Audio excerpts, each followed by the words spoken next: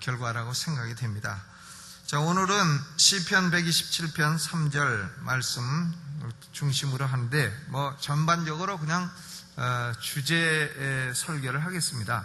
원래 목사가 이 설교를 할 때에는 본문 설교나 강해 설교를 하지 주제 설교는 하지 말라는 거예요.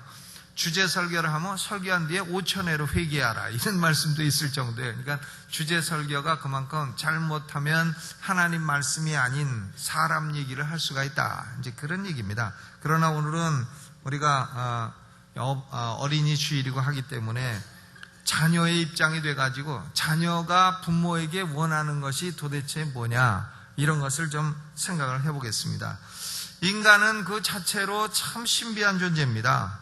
임신에서 출생, 탄생, 성장, 그 모든 것이 놀랍고 신비합니다. 하나님이 얼마나 지혜로운 분이신가 하는 것을 잘 드러내는 것이 인간을 보면 알 수가 있습니다. 시편 139편 13절로 15절까지의 다윗이 인간 탄생의 신비를 이렇게 묘사했습니다. 주께서 내 장부를 지으시며 나의 모태에서 나를 조직하셨나이다. 내가 주께 감사하오면 나를 지으심이 신묘막측하심이라. 신묘막측하심이라 그랬어요. 어떤 분은 이걸 신묘망측하심이라 이렇게 읽는데 그렇게 읽으면 안 되고 신묘막측하심이라 이렇게 읽어야 됩니다. 자녀들은 참으로 신비합니다. 우리가 낳아서 기르지만 그게 어디 우리 작품이겠어요? 하나님 작품이죠. 얼마나 신기합니까? 자녀를 볼 때 우리는 성서적으로 4가지 관점으로 봐야 됩니다. 첫째는 자녀는 하나님이 주신 선물이요 상급이다. 하나님이 우리에게 주신 선물이다, 이렇게 봐야 되고, 둘째는 자녀는 하나님이 우리에게 맡겨주신 존재다. 그렇기 때문에 우리는 자녀를 맡아서 잘 길러야 되는 청직이다 이거예요. 그러니까 자녀를 맡겨주신 하나님께 책임이 있는 존재라 하는 겁니다. 한 자녀는 맡겨주신 존재라. 또 세 번째로 자녀들도 한 독립된 인간으로서 불멸의 영혼을 가진 존재이다, 이렇게 봐야 됩니다. 자녀들은 그냥 내 것이고 내가 마음대로 해도 되고 그런 거 아니라는 거죠. 불멸의 영혼을 가진 한 인간이에요. 그러므로 부모들은 자녀들의 영혼이 구원받고 하나님과 동행하다가 영생할 존재가 되도록 그렇게 교육하고 인도를 해야 됩니다. 또 네 번째로 자녀들은 장래에 하나님의 일을 맡을 일꾼으로 보아야 됩니다. 장래에 하나님의 일을 맡을 일꾼들이 우리 어린 자녀들이죠. 마르틴 루터의 선생님은 수업 시간에 교실에 들어갈 때마다 학생들에게 인사를 했다고 합니다. 왜냐하면 왜 학생들에게 선생님이 인사를 하느냐 이렇게 물어보면 이 가운데서 역사의 획을 그을 위대한 하나님의 종이 나올지 누가 아느냐 이렇게 말했다는 겁니다. 그런데 그 선생님의 말대로 그 반에서 역사의 가장 위대한 인물, 종교개혁가 마르틴 루터가 나오게 되었습니다. 이런 존재로서의 자녀들은 부모에게 원하는 것이 있습니다. 달리 표현하자면 자녀를 맡기신 하나님께서 부모에게 자녀에게는 이렇게 해줘라 하고 원하는 것이 4가지가 있다는 것입니다. 4가지. 뭔지 상상이 가시나요? 자녀들이 원하는 거. 첫째 돈, 둘째 밥, 셋째 옷, 넷째 운동화, 다섯째 컴퓨터. 이런 게 아니라는 거예요. 이런 것은 물론 원하면 원하겠습니다만은 자녀들이 원하는 것은 첫째로는 사랑을 원한다 하는 거죠. 사랑을 원합니다. 자녀들은 부모에게 사랑을 원해요. 오늘날 전 세계는 부모가 자녀를 학대하는 일이 비일비재합니다. 자녀를요 막 뼈를 부러뜨려 놓고 막 그렇습니다. 그래서 병원 응급실에 가보면 자녀 학대의 현장을 볼 수 있다는 거예요. 자녀들은 사랑이 필요한 존재입니다. 우리가 자녀를 사랑할 때에는 사랑은 2가지로 표현이 됩니다. 하나는 친절이에요. 자녀들에게 친절해야 됩니다. 마가복음 10장 13절로 16절까지에 예수님에게 아이들을 데리고 왔을 때 제자들은 막 아이들에게 불친절했어요. 야 가라, 애들은 가라. 무슨 자기들이 뱀장수라고 애들은 가라 하면서 불친절합니다. 그러나 예수님은 자녀들에게 대단히 친절해요. 어린아이들의 내게 오는 것을 용납하고 금하지 마라.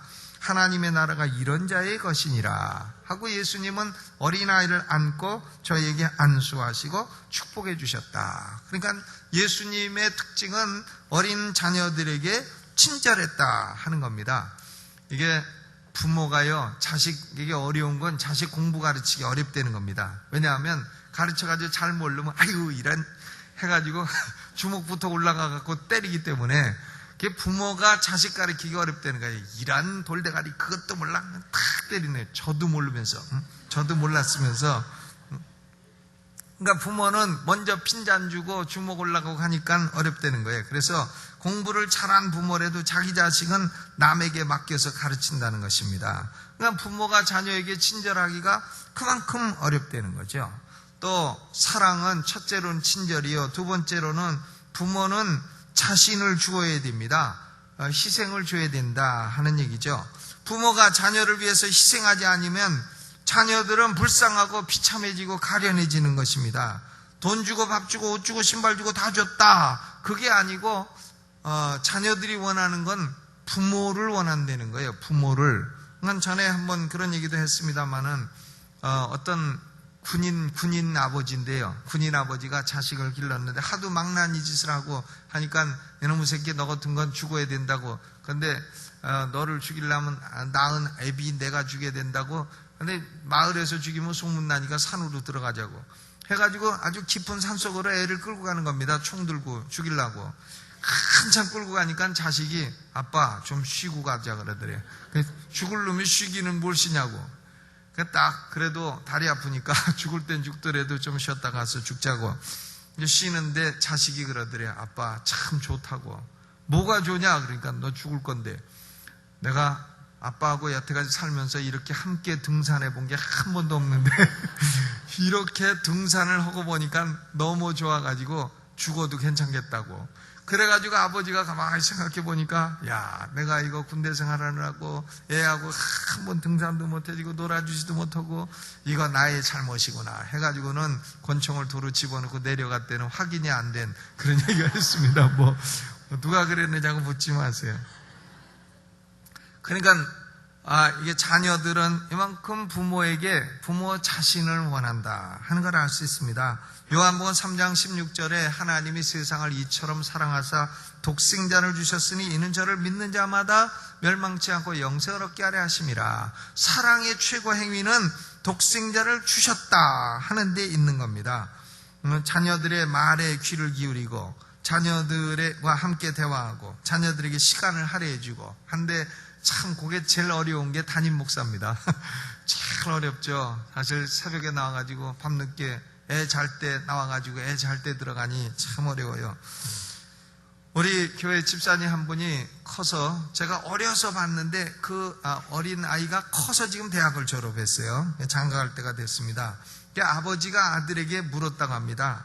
지금까지 너의 인생에서 가장 기억 남는 게 뭐냐 물어보니까 아들이 대답하더래요.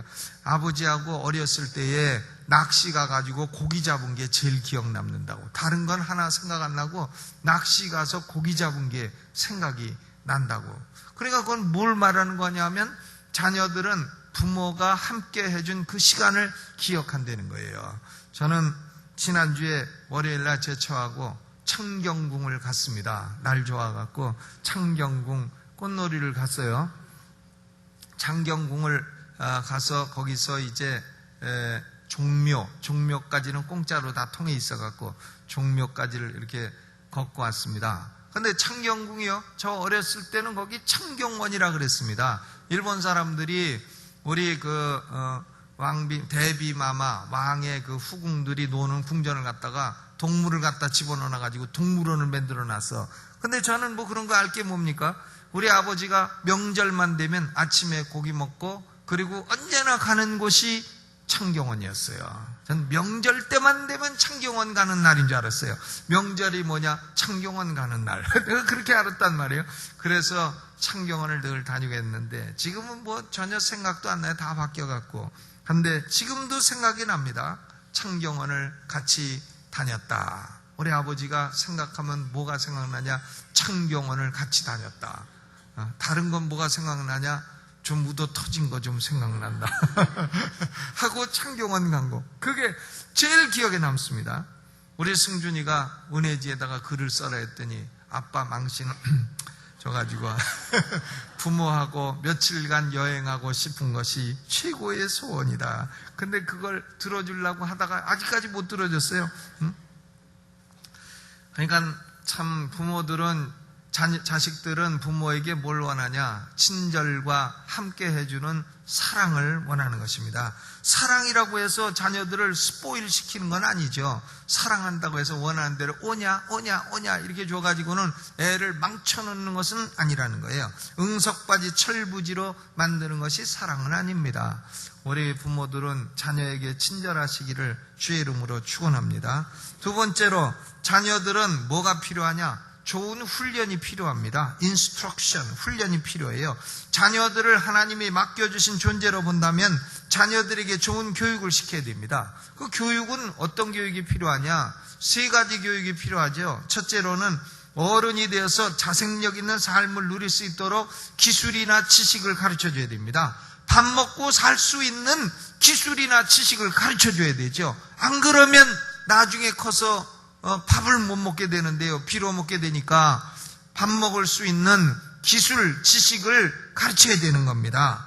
공부 잘하면 공부하라 이래야지, 공부에 소질 없는 사람 보고 공부해라 그러면 안 되죠. 공부에 소질 없는 사람은 장사나 기술이나 예술이나 춤추는 거나 이런 걸 가르쳐야 되죠. 그래서 먹고 살 수 있도록, 장사 하나만 잘해도 먹고 살잖아요. 제 동생이 미국서 장사를 해가지고 돈도 많이 벌고, 여동생이 레스토랑을 운영을 해요. 아주 그 동네에서는 유명합니다. 그래서 저도 물어봤어요. 야, 나도 은퇴하면 네 옆에 와서 레스토랑 하면 되냐? 그랬더니 제 동생이, 오빠 이건 뭐 아무나 하는 건지 아냐고 그럽니다. 그러니까 장사도 훈련이 되고 이게 벌써 장사 머리 돌아가는 게 있어야지 되는 거지, 그냥 되는 게 아니라는 거예요. 그거 벌써 30년 트레이닝 했으니까 그게 되는 거지. 장사할 때 장사하는 사람들도 벌써 오늘은 손님이 몇이 오겠다, 이게 감이 딱 잡히면은 정확히 그렇게 온대네요. 오늘은 이런 음식을 하면 잘 팔리겠다 하면 그게 그렇게 된대네요.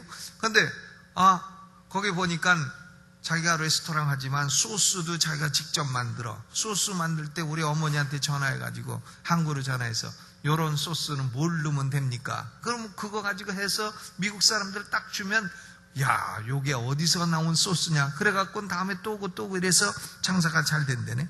그러니까 장사도 이게 기술이고, 기술도 기술이고, 학문도 기술이고, 그런 거죠. 그런 걸 통해서 먹고 살 수 있게 해줘야 됩니다. 또 두 번째로는 하나님과 동행하며 사는 사람이 되도록 경건의 훈련을 시켜야 됩니다. 성경 읽고 기도하고 예배드리고 11조 생활하고 그리고 신앙생활을 할 줄 아는 이런 사람을 만들어놔야 됩니다. 신명기 6장 4절로 9절은 쉐마라에서 유대인 부모들에게 하나님이 명령하신 겁니다. 네 자녀에게 부지런히 가르치며 집에 앉았을 때에든지 길에 행할 때에든지 누웠을 때에든지 일어날 때에든지 이 말씀을 강론할 것이며 그랬어요. 근데 이것은 물론 누워있는데도 애 보고, 야, 삼일체가 뭔지 아냐? 또 길 가는데도, 야, 너는 칭의가 무슨 의미인 줄 아냐? 이런 교리 교육을 하라는 얘기가 아니죠. 가장 자연스럽게 일상생활 가운데 신앙의 원리를 가르쳐 주려는 거예요. 이럴 때는 기도하고 해야 된다. 이럴 때는 하나님의 도우심을 바라라. 나도 이럴 때가 있었는데 예전에 하나님께 기도했더니 들어주시더라. 이런 얘기를 해가지고 신앙교육을 자연스럽게 시키라는 거예요. 뭐 일어나면 성경 몇 장 몇 절 외웠냐? 앉으면 몇 장 몇 절 외웠냐? 해가지고 애들 달달 볶지 말고 자연스럽게 신앙을 훈련해라 하는 얘기죠. 에베소서 6장 4절에도 또 아비들아 너희 자녀를 노엽게 하지 말고 오직 주의 교양과 훈계로 양육하라 그랬어요. 주의 교양과 훈계로 양육할 책임이 어머니의 책임이 아닙니다. 이게 아버지의 책임이에요. 아버지들 정신 차려야 되겠습니다. 어머니에게만 다 맡기고 아버지들은 그저 나가서 돈 벌어다 주면 됐지 뭘 더 하라 그러느냐. 이러면은 안 된다 이거예요. 이것이 아비에게 주신 명령입니다. 아비들아, 주의 교양과 훈계로 양육할지니라. 물론 주일학교 교사 책임도 있고 목사 책임도 있습니다만은 근본적으로 아버지의 책임이라는 것입니다. 그리고 세 번째로 저는 이걸 아주 중요하게 생각하는데, 첫째로 지식 먹고 살 교육, 둘째로 신앙 교육, 셋째로는 뭐냐면 사람이 인생을 퀄리티 있게 살 수 있도록 예술 체육 교육을 시켜줘야 된다는 거예요. 예술 체육 교육. 악기를 배우는데 뭐 70살 돼서 악기를 배운다, 이게 얼마나 어려워요. 또 운동을 배우는데 60살 돼서 뭐 수영을 배운다, 얼마나 어려워요. 50살 돼서 테니스를 배운다, 얼마나 어렵습니까? 그러나 중고등학교 때 뭐든지 배우면 그건 뭐 다 금방 익히는 거예요. 저는 우리 큰애를 고등학교 때 공부 과외는 안 시켜도 운동 과외는 다 시켰어요. 기타 과외, 기타. 제가 아주 제일 부러운 게 어렸을 때 기타 치고 머리 길고 다니는 놈들이었거든요. 정기적금파. 피이는 정기적금 동백섬에 정기적금 이게 정기적금파란 말이야. 요새는 정기적금파가 아니라 요새는 소파. 요새 부르는 노래 부르는 애들은 워우 이게 소창법 이라는 거야. 워우 이렇게 불러요. 그러니까 소창법. 근데 어쨌든 기타를 치고 그렇게 하는 게 얼마나 부럽든지, 나도 야 공부는 대충 해도 되니까 기타 배워라, 이를 기타 가르치고 해서 우리 큰애가 저 대학 1, 2학년 때는요, 바쁘지 않을 때 앞에서 찬양이 됐어요. 기타요. 경배한 찬양팀의 기타 반주자였다고요. 그러니까 수영 가르치지, 스케이팅 가르치지, 뭐 볼링도 가르쳐서 볼링도 레슨 보름 보내가지고 가르쳐갖고 어디 가든지 볼링 쳐서 짜장면 내기 하면 따먹는 사람이 돼야지 맨날 잃는 사람이 되면 안 된다. 가르쳤어요? 운동 레슨을 다 시켰단 말이에요. 수영이고 뭐고. 근데 우리 막내는 여기서 다니니까요, 하도 학원을 많이 다니고 학원을 12시까지 하라고 해가지고는 가르칠 시간이 없습니다. 그러니까 자녀들을 어린 시절에 운동의 기본을 다 가르쳐줘야 나중에 테니스 치면 같이 가서 테니스도 치고 뭐 또 수영하면 수영도 하고 이렇게 되는 거지. 테니스 칠 줄 아냐 하면 못해요? 수영할 줄 아면 못해요? 그럼 너는 뭐냐? 모태신앙이에요? 이렇게 되면 그 인간 그거 인생의 퀄리티가 너무나 떨어진다 이거예요. 그러니까 악기든 운동이든 어려서는 쉽게 배우고 빨리 진보하고 또 이렇게 되는 것이 많은 사람과 어울려 사는 재원이 되는 것입니다. 저는 보니까 사람들하고 지낼 때 역시 이렇게 저렇게 운동도 하고 같이 끼워서 지내고 이러는 사람들이 보면 뭘 해도 역시 사회생활도 잘해요. 혼자서 그저 공부만 하고 안경만 두꺼운 거 끼고 공부만 하고 하다가 이제 사회생활을 딱 나가게 되면 뭐 어디 가서 테니스 대회 한다 그러면 뒤에 가서 앉아있고 물이나 나르고 당구 친다 그러면 수판이나 놓고 이러면 그 인간이 어디 가도 참 좀 쪽팔리는 인간이 된단 말이에요. 그러니까 그렇게 하지 마시고 어려서부터 음악, 체육 이런 다양한 인간으로서 좀 퀄리티 있는 삶을 살 수 있는 그런 교육을 시켜야 할 줄로 믿습니다. 근데 뭐 아무리 시키려고 안 오는 건 어쩔 수가 없죠. 재능이 없어서 안 하는 거. 피아노도 다 가르쳐서 애들 근데 얼마 하다가 아이고 이건 아니라고 때려치더라고요. 그러니까 보면 그거 은사는 아니구나 이렇게 생각이 되니까 그건 이제 그만하는 거죠. 다른 걸로 하는 거죠. 그래서 우리는 자녀들에게 첫째는 사랑을 줘야 되고 둘째는 필요한 모든 훈련을 제공을 해줘야 된다. 세 번째는 자녀들에게는 경건한 모범이 필요합니다. Godly example. 경건한 모범이 필요해요. 자녀들은 부모의 말을 배우는 게 아니라 모범을 보고 배우는 거단 말이에요. 사도 바울이 고린도전서 11장 1절에 내가 그리스도를 본받는 자 된 것 같이 너희는 나를 본받는 자 되라. 부모들이 성경 읽으면 자녀들도 저절로 성경 읽어요.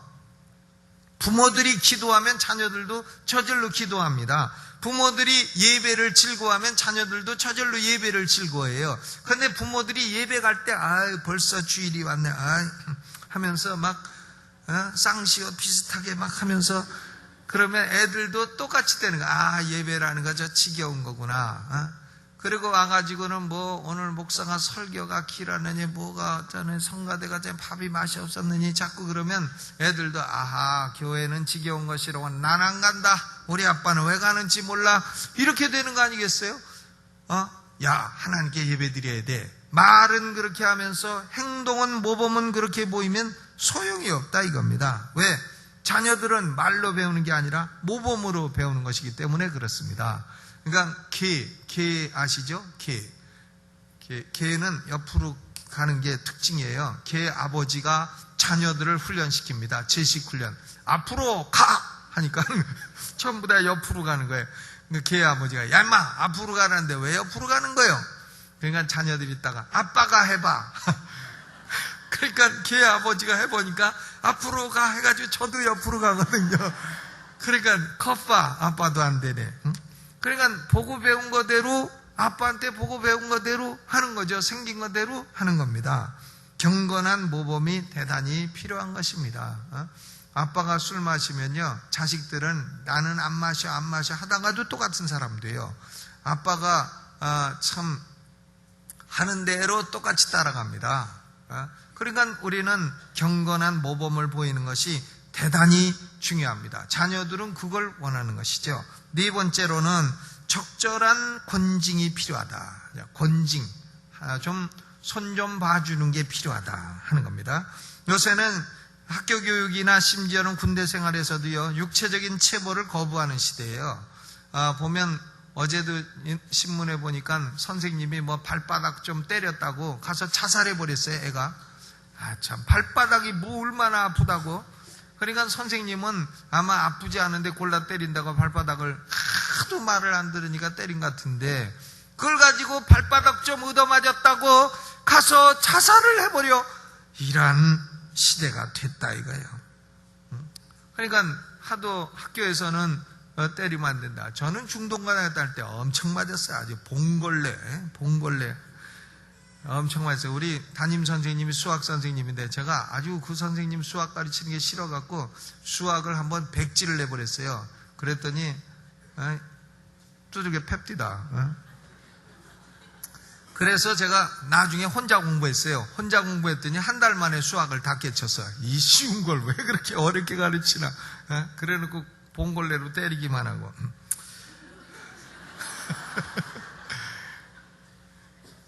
그래서 저는 고려대학 들어갈 때 수학 점수 가지고 합격했어요. 80점 맞았습니다. 100점 만점에.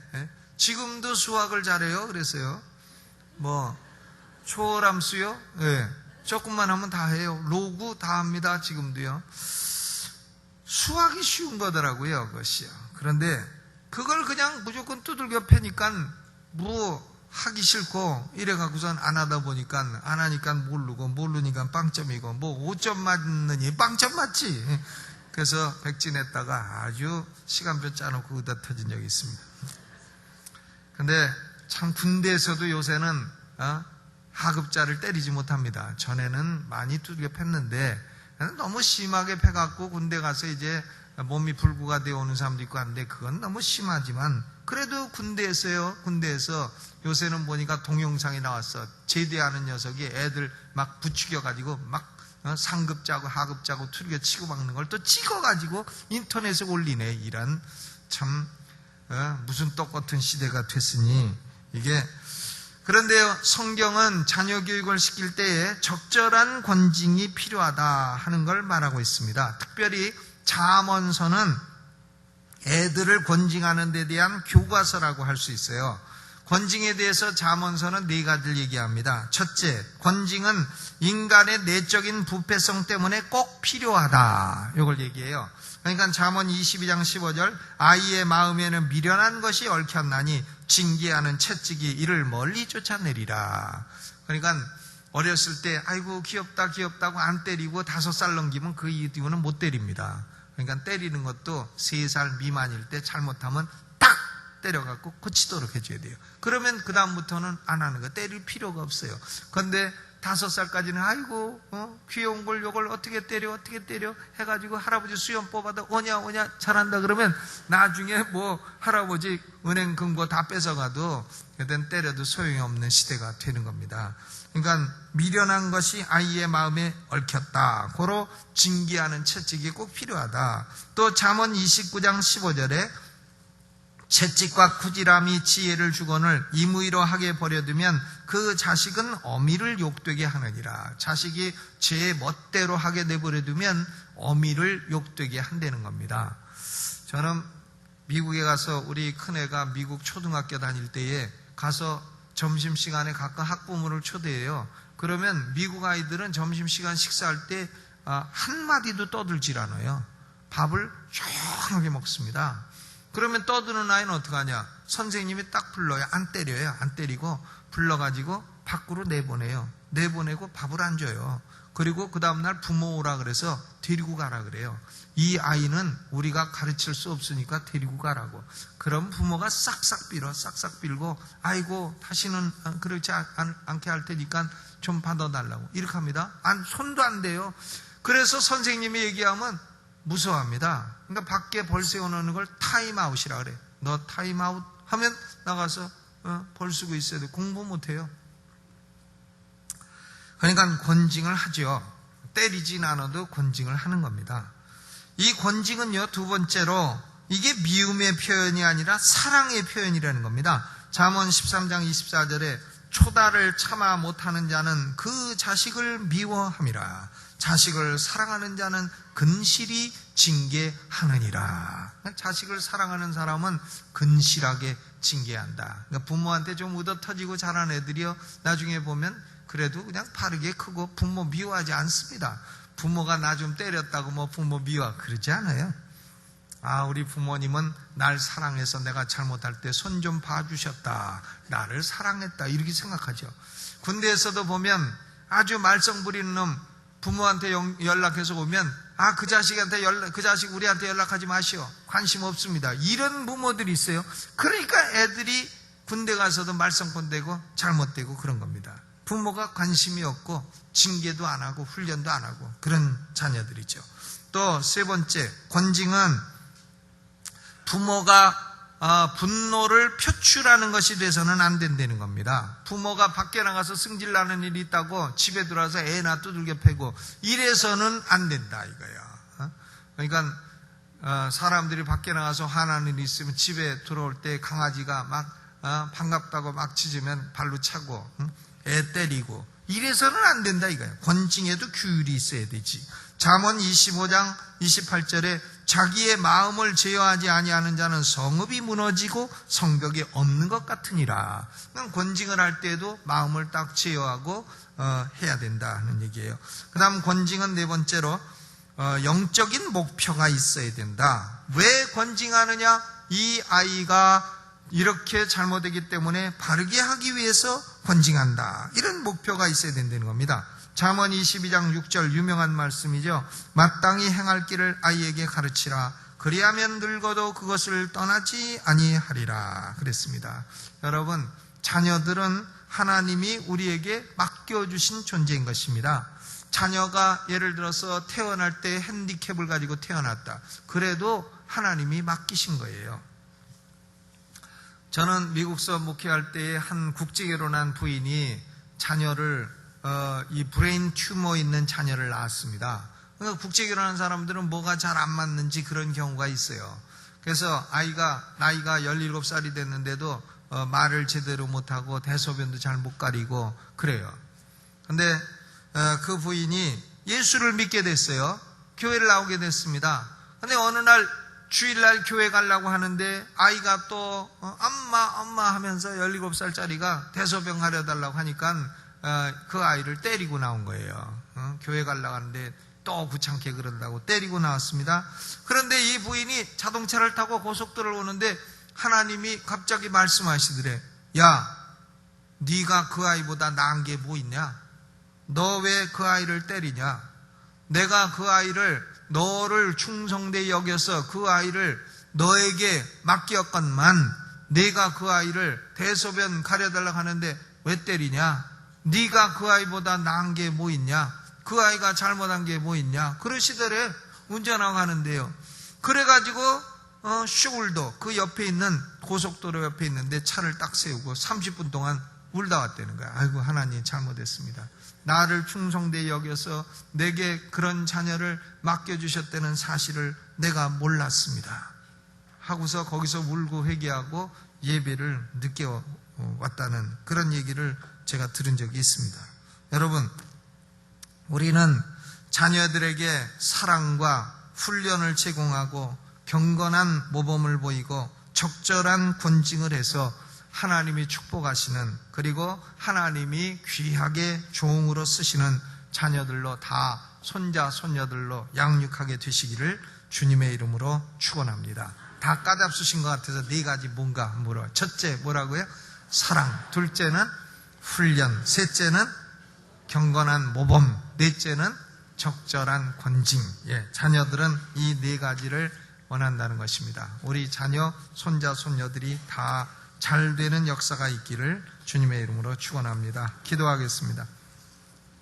하나님, 우리 아버지, 우리에게 참으로 천하보다도 귀한 영혼들, 우리의 자녀들을 우리에게 맡겨주셔서 아버지, 우리가 저들을 해산할 때는 고통스러웠지만 저들을 양육하면서 기쁨을 느끼게 하시고 보람을 알게 하시고 사랑을 알게 하셨으니 감사를 드립니다. 하나님, 우리의 자녀들은 하나님이 우리에게 맡겨주신 귀중한 보배들입니다. 잘 양육해서 장래에 하나님의 영광을 위해서 귀하게 쓰이는 종들이 다 되게 하여 주옵소서. 우리의 마음속에 사랑과 친절을 주어 우리의 자녀, 손자, 손녀들을 잘 돌보게 하옵시고 또 저들의 인생을 살아가는 데 필요한 모든 훈련을 적절히 공급할 수 있게 하여 주옵시고 하나님 아버지, 또한 저들에게 우리가 잘못된 모범을 보이는 일이 없게 하여 주옵시고 경건한 모범을 보여 경건한 후손들이 나오게 하여 주옵시고 하나님, 저들이 잘못 갈 때에 우리는 사랑으로 적절히 권징하여 바르게 잡아갈 수 있도록 축복해 주시기를 원합니다.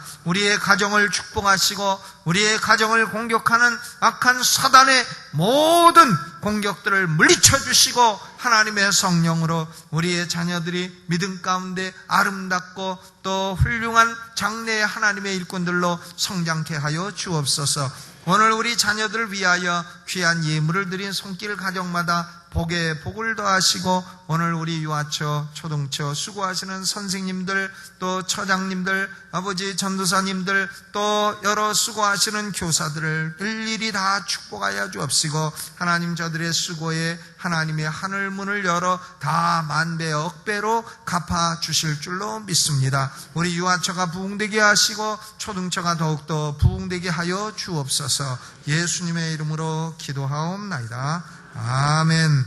우리 오른손 들고 주여 한번 크게 부르고 통성으로 기도하다 자유로 돌아가십니다. 주여!